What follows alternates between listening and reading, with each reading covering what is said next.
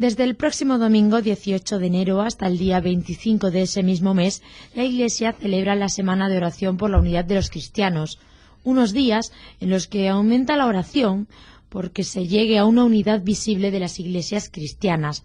Para hablar sobre el ecumenismo está con nosotros en nuestros estudios José Antonio Salguero, que él es delegado para el ecumenismo y diálogo interreligioso de nuestra diócesis. Hola José Antonio, bienvenido. Hola. Y por otro lado tenemos a Ramón Beldiu, que él es pastor evangélico y miembro de la Junta Directiva del Consejo Evangélico de Extremadura. Bienvenido, Ramón, a nuestros estudios. Hola, encantado de estar aquí. Bueno, podemos comenzar hablando de por qué se elige este momento, del 18 al 25 de enero, para orar por la unidad de los cristianos. Bueno, hay, podemos decir, dos momentos que son importantes a lo largo del año. Siempre las campañas tienen una idea más bien educativa, de decir, muy importante es orar todo el año por la unidad de los cristianos.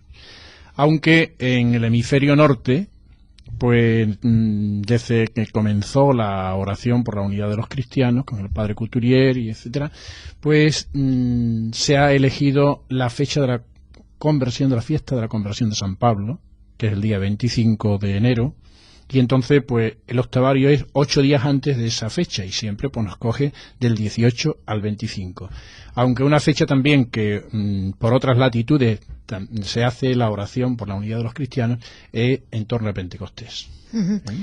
El año pasado se cumplió el centenario de este octavario de oración y durante más de 100 años la Iglesia, principalmente durante este tiempo, está orando por esa unidad visible de los cristianos. ¿Tan necesaria es la unidad?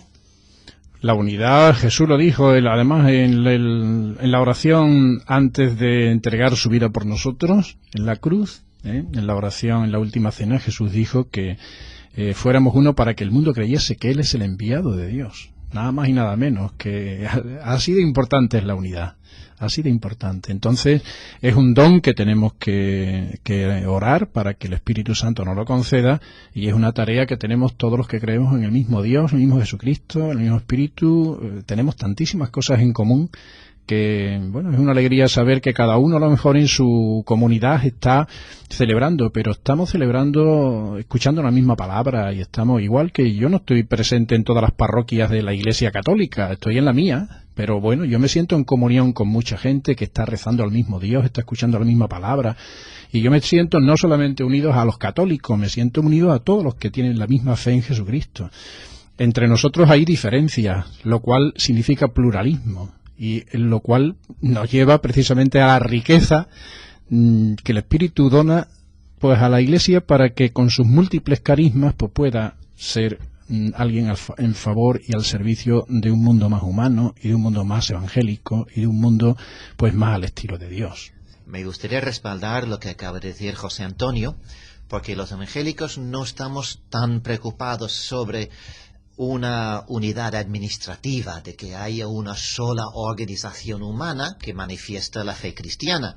Creemos que puede existir perfectamente una pluralidad en ese sentido, pero lo que buscamos es la unidad de corazón, la unidad espiritual de todos aquellos que creen en Cristo Jesús, que le aman y desarrollan su vida en esta convicción. En nuestra diócesis existen muchas iglesias, bueno, algunas iglesias cristianas. Tenemos aquí una representación de los evangélicos. ¿Cuántas iglesias existen y cuál es nuestra relación con ellos?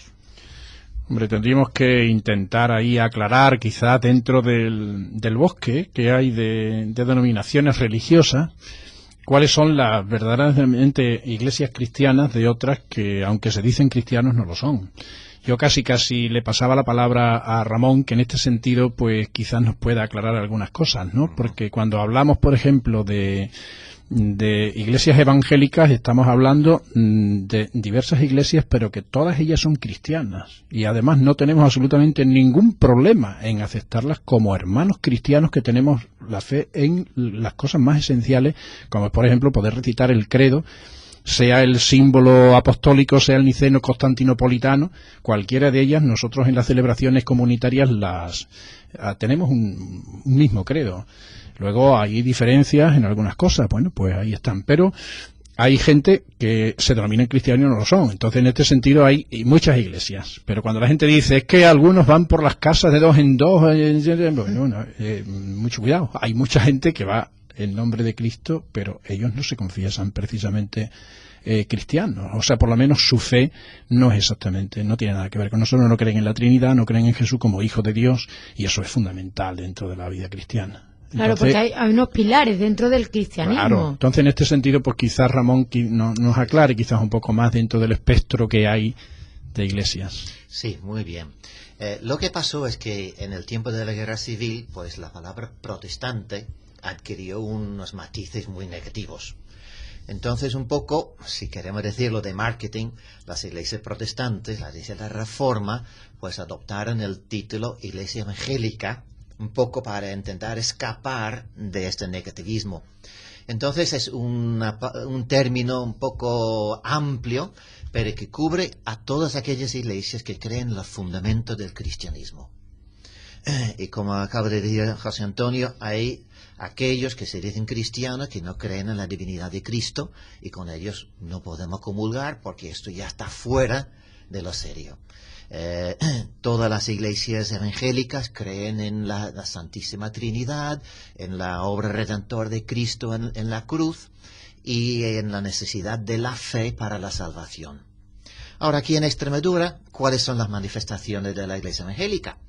Básicamente hay dos grandes bloques. Uno es la iglesia Filadelfia, que es conocida de los gitanos, que es un movimiento evangélico muy fervoroso en su forma de actuación y muy apegada a una cierta cultura, lógicamente la cultura gitana. Por lo tanto, pues tiene ciertas características muy propias de ellos, pero sin embargo es una iglesia evangélica, cristiana, y en Extremadura hay alrededor de 40 congregaciones de ellos. Luego está el Consejo Evangélico de Extremadura, que aglutina la mayoría de las demás iglesias evangélicas, no todas, pero la mayoría están en vía de incorporarse, y pues desarrollamos actividades sociales, actividades formativas, actividades con las mujeres, actividades con los jóvenes, muchas cosas. Tenemos un coro infantil unido de las iglesias, también un coro gospel, en fin, se desarrolla una actividad de esta manera. Y hay algunos 20 y tantas congregaciones adscritas al Consejo Evangélico de Extremadura, y posiblemente otras 5 o 10 congregaciones que todavía no forman parte de ello.